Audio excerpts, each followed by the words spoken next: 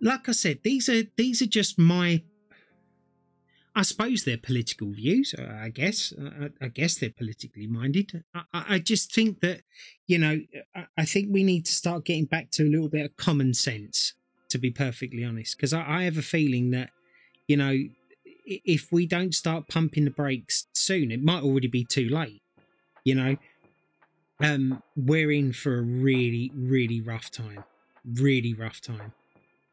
and the problem is that saying "I told you so" at the end is not going to make things better.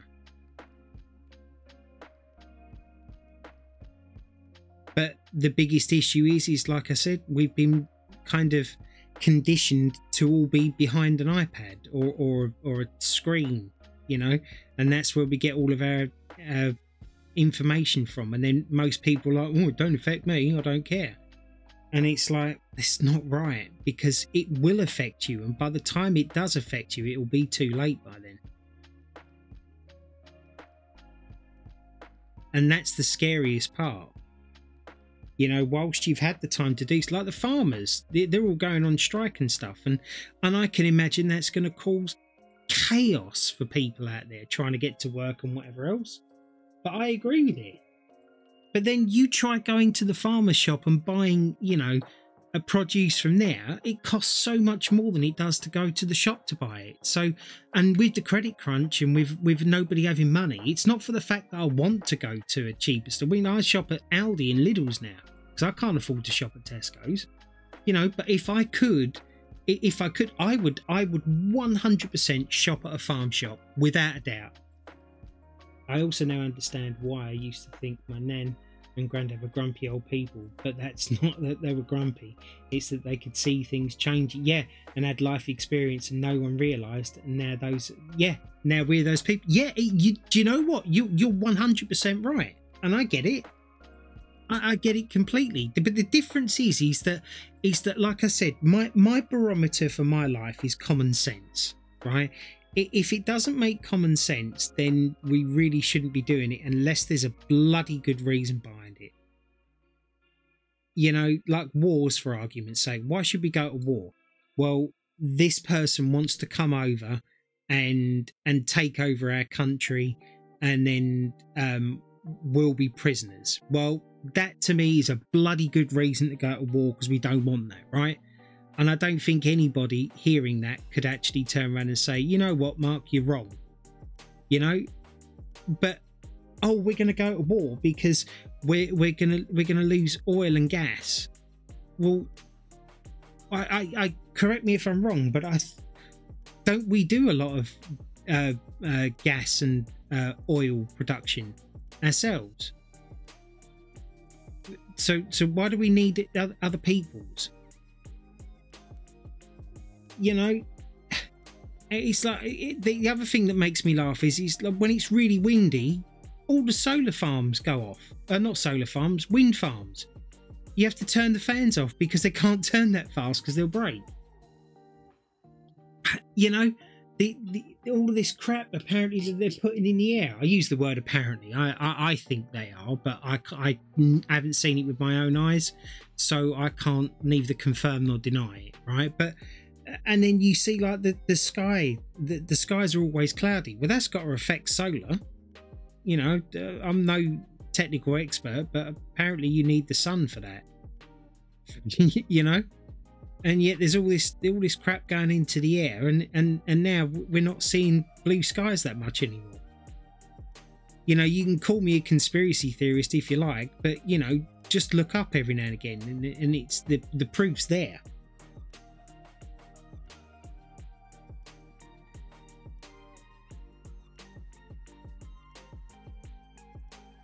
I don't know.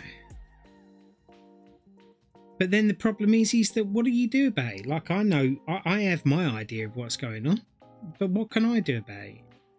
And this is the problem, that a lot of people are saying it. And whereas I'm in the unique position of like not able to get out to do anything. If I was, I would be trying everything I could to do something, you know, to bring the communities together. Christ, do you remember when you was a kid and we used to have street parties with trellises out and everybody would bring out a dish? You know, your mums and your nans and whatever else, they'd all bring out their dish that they cooked for their family and they'd put it all on the trellis table. And then all the kids would be outside. That's what it's all about, though, isn't it? We can't do anything, and even if we could, everyone needs to work together, and that's what our government fights against. Yeah, absolutely, absolutely. And it sucks because it doesn't have to be the case. But I don't know. Maybe we should change subject. I don't know. This is where things start getting depressing for me, because it's like, you know, you literally just having to roll over and play dead. Or you get people that are, you know, oh, he's going on about that now and blah blah. You know, problem is that for people like me that go on about it, we only go on about it because we care. And do you know what? I hope to whoever's out there that I'm wrong. I do. I genuinely do. I hope I'm wrong. I don't think I am, but I hope I am.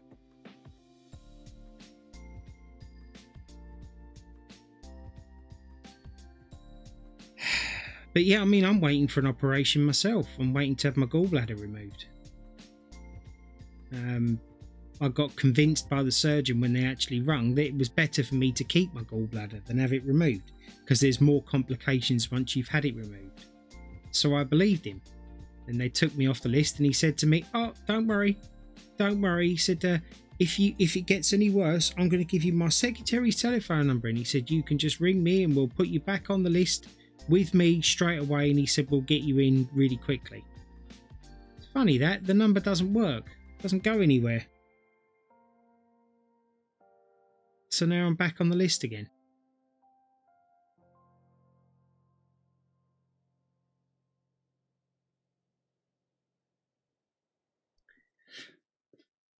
My missus had endometriosis, and if she doesn't have surgery, it can spread and get to the point where she's unable to do anything. Yet they never rush to help her. Yeah, it's awful, isn't it?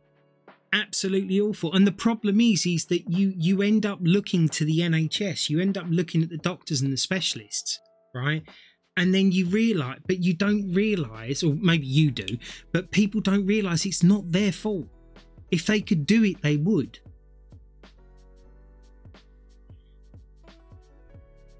But it just comes down to funding. You know, it's kind of funny. You know, when the disease that was around that we're not allowed to mention its name, apparently, right? We were clapping for the NHS. Well, where's their clapping now? You know, they're still going through this. Can you imagine what it's like?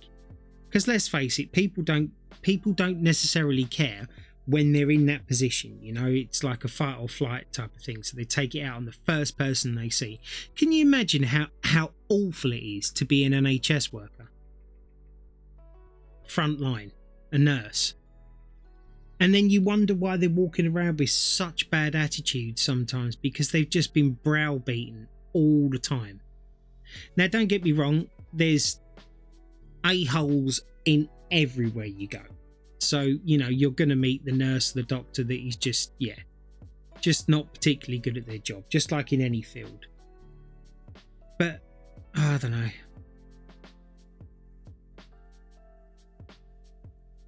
Just makes me laugh, that's all. And of course, rich people don't care. They can afford insurance. They can go and they don't have to wait for a doctor's appointment.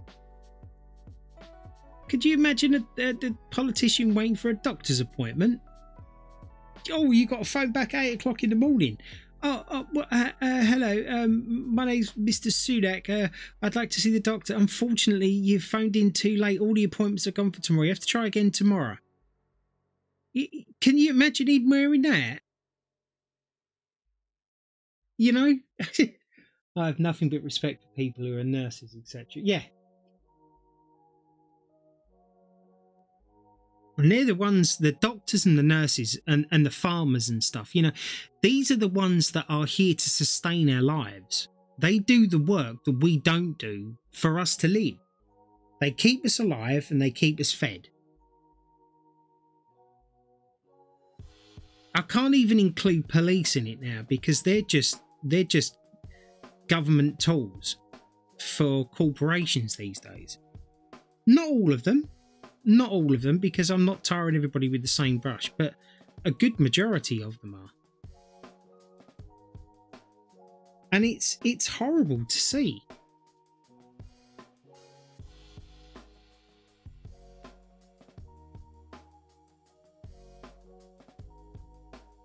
Like I said, it feels like the fabric that we've built up over the years of becoming a civilized society is slowly but surely being undone. Common sense is being overrun with stupidness. And I feel like that's going to be our undoing in the end. And that is my rant, I'm afraid. I apologise for going on about it so much. I enjoy these kind of conversations because it's nice to gauge other people's opinions as well. Because I'm also not ignorant enough to think that I have the right answers for everything, and I'm prepared to admit when I'm wrong, you know, and apologise for it or change my opinions. You know, and I don't take offence if somebody can say that to me, oh, that's not right, you shouldn't say that, or you shouldn't do that. I'll just ask why, and if they're right, I'll apologise. I used to talk to the police in the street as a kid and they'd laugh at me and joke at me and be kind. Now if I see the police I tend to avoid them because it feels like they've become part of the problem. Yes, absolutely. Don't get me started on police. I divorced one. Oh my God, really? Was that him, is it? Wow. Yeah, well, consider it a lucky escape.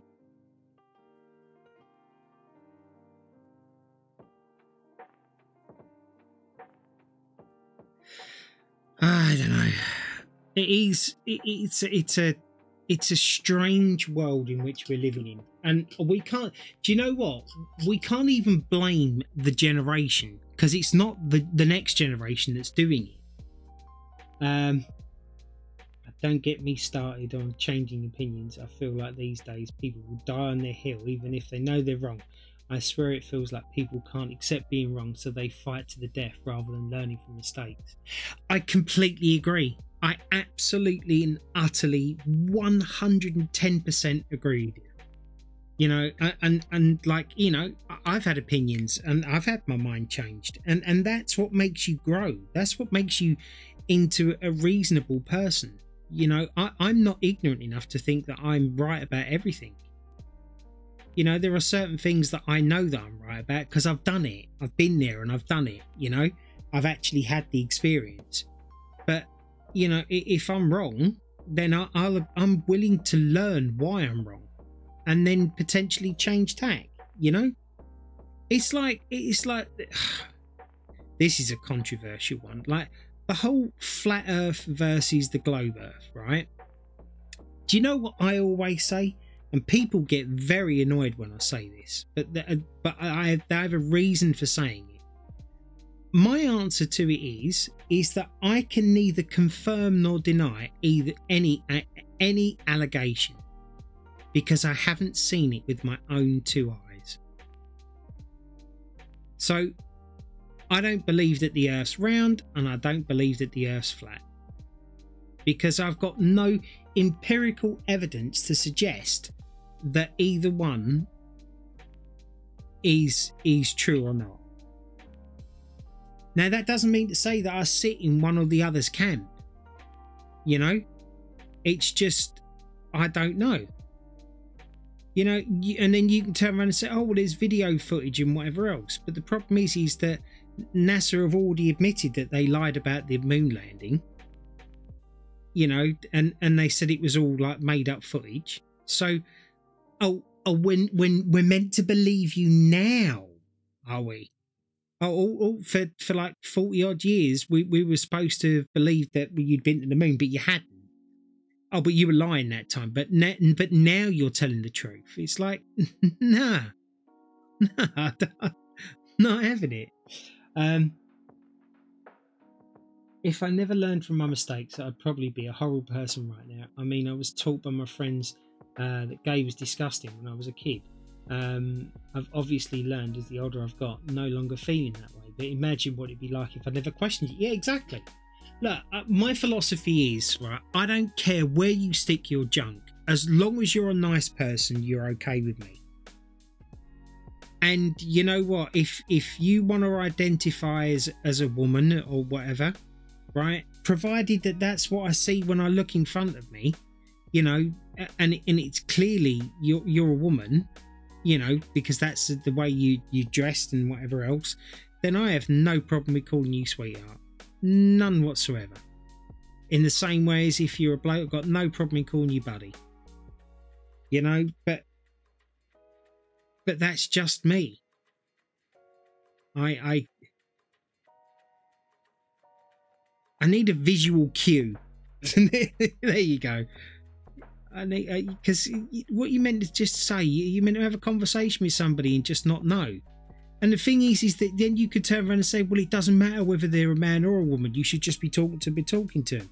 But the problem is, in this day and age, it's been made such a big deal about it all that you're constantly stood there thinking, oh God, please don't slip up. Please don't say this. Don't say that. Don't say that. And then, of course, because you're thinking not to say it, you're eventually going to end up saying it, right? Or is that just me? You know? At least that's what I think, anyway.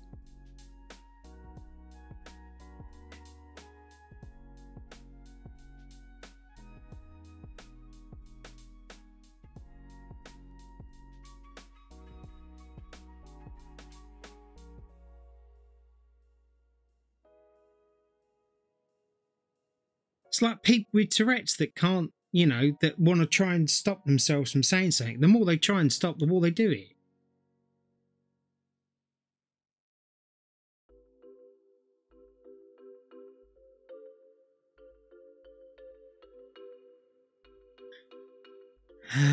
Any more number 8s? There is one there. This here.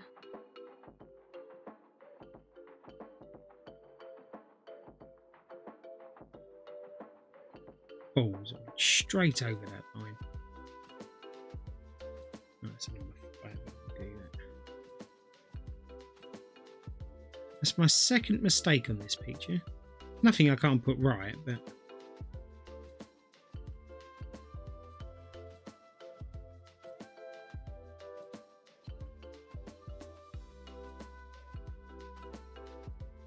I will look up at chat in a sec because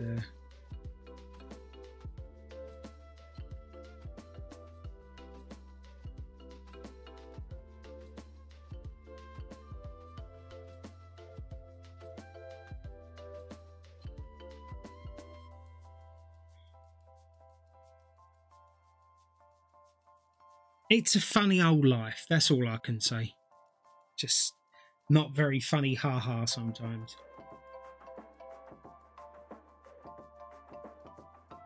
Right. How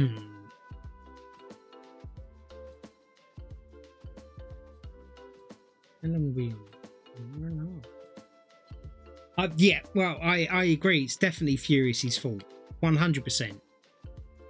And I think she should also accept responsibility of that blame. Quite frankly. It would be the adult thing to do, right?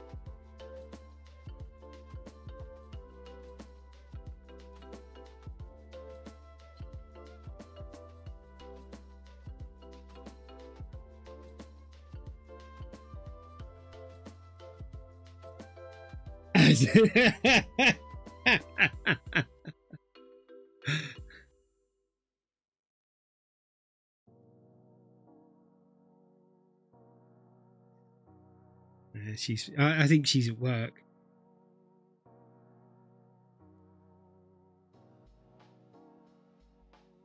She often listens to me just prattling on. Apparently I have a relaxing, calm voice. I don't see it myself, but I'm also not disagreeing with it because she's not the only person to start throwing pillows face my roll. I like a good pillow fight. 6. This is this 6? It is 6. Right, okay, let's get some of these. See, we thought she wasn't listening, but she was.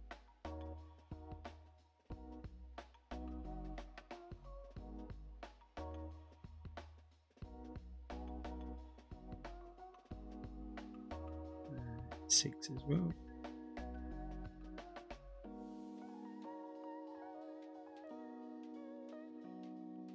I shouldn't be doing this bit down here because I've got to do the bit above it. Otherwise I'm going to be putting my hand in wet paint. I don't understand why I don't grasp this very simple and obvious premise. So what's that? That's a 9, isn't it? Let's do a bit up here. 9.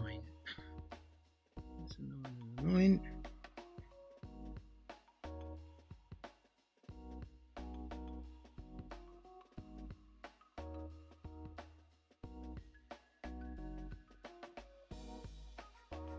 Oh, I hear you. Meeting time, multitasking. No worries, darling. Enjoy your meeting. Tell them you need to be paid triple what you're being paid now. Tell them I said so.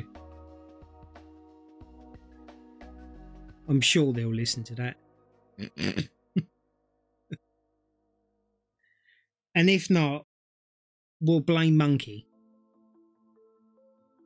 Because at that point, that would be his fault, right?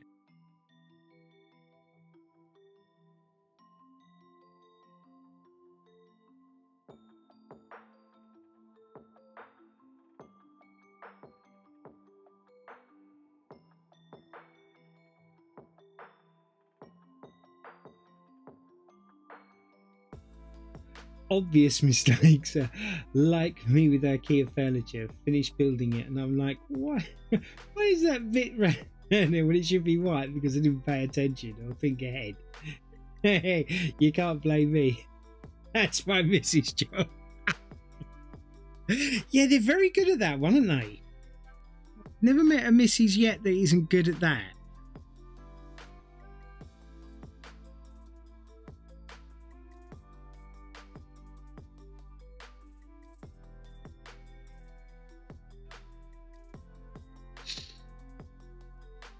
That's a 6.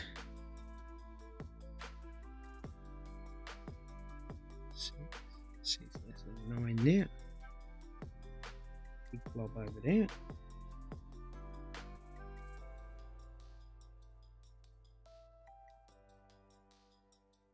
I'm trying to do some of the bigger pieces because I'm trying to force myself to finish this today. Because I think it's about time. But I have to be honest, I'm starting to get a little bit hoarse when I'm talking. And also my back is really hurting. But we'll see, we'll carry on. I'm not giving up just yet. It would be lovely to see the end of this. And then I've got lots of video editing to do on it. Actually, I should have video edited the other stuff I've done. I've got about 13 videos of this.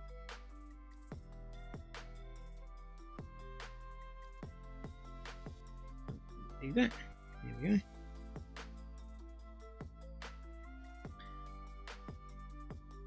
Good thing I'm not a missus anymore. Well, that's only because you're waiting for me to come over and sweep you off your feet. You know, I get it. I'm working on it.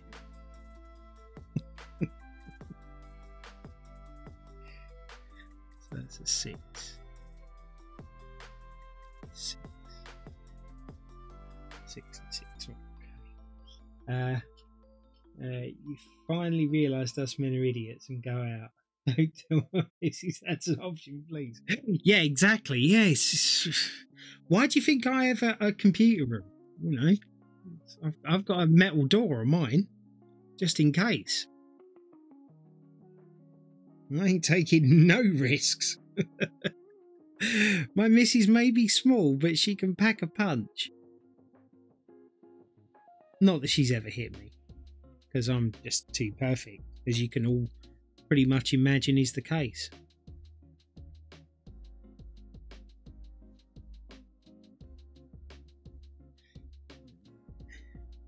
Yeah.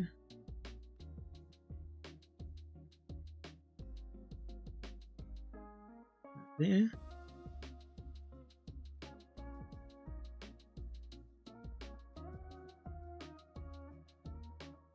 I feel like we definitely started a war in here. I'd love to meet her. We would be fast friends. I mean, I'm not opposed to that idea, you know. Just saying. Oh, thank you.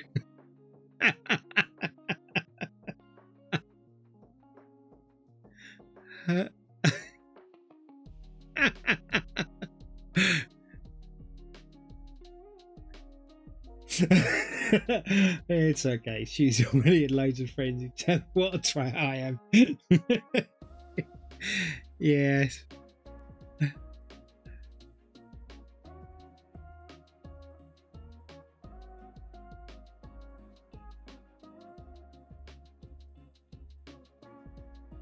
That's the point. If you could change, well, you can change your religion, but would you ever become a Mormon so you can have more than one wife?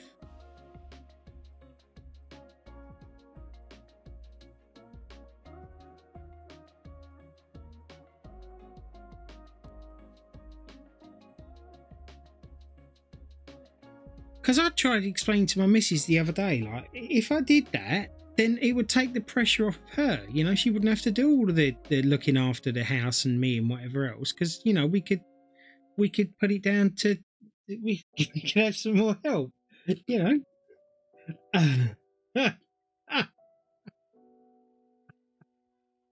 Yeah, I thought I was being nice. You know, turns out that wasn't the sentiment in which it was taken.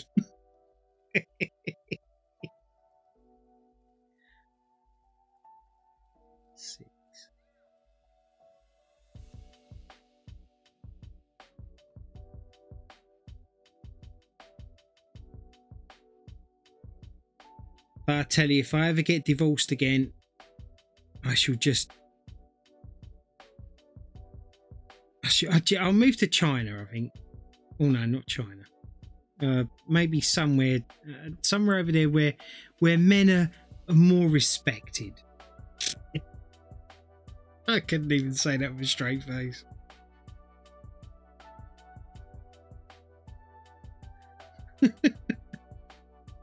It's a good job my missus isn't in here, isn't it? I don't need two women on my case. Yes, I think one's more than enough. Plus to the fact you got all those years of training. I'm kidding, by the way, everybody. Don't think I'm that guy.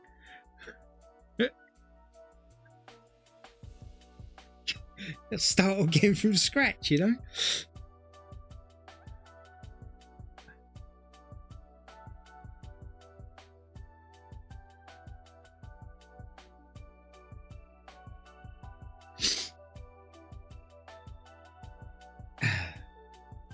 Your missus would set you on the curb for that.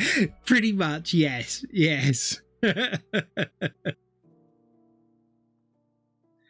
She's good to me. She is. She really is, actually. I've fallen right on my feet there. Such big talk in private. Yeah, with the door closed and the fan on. Yeah, you know, I'm not silly. My missus may only be 5 foot tall, but, you know, that means nothing. Right, let's go for bidder number 8 now, I think. Get these done here.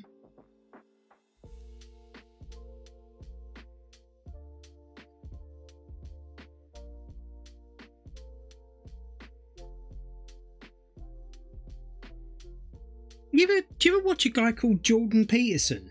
You know, the psychologist or psychiatrist, whatever he is. I find him very interesting to watch because he's all about common sense, but he's very eloquent the way he puts stuff. And I love the way that he always thinks about what he says before he says it. He's very composed.